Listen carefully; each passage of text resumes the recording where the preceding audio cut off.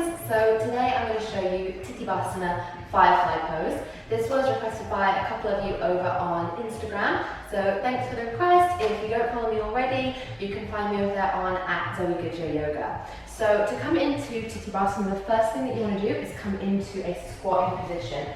At first, your feet are going to be about mat distance apart, toes point more out than the heels. That's going to make it easier to get your heels down towards the ground.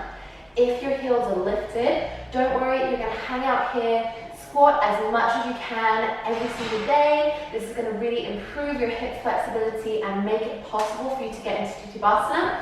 If you can't do this, don't try and move on yet.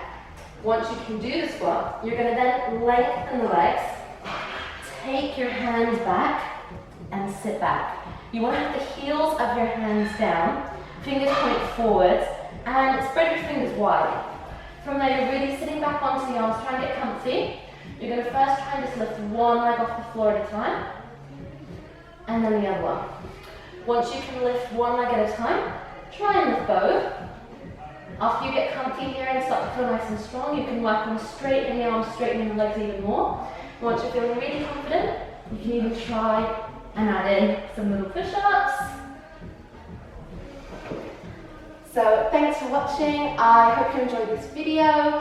Please click like and subscribe if you did, and let me know what you thought in the comments below.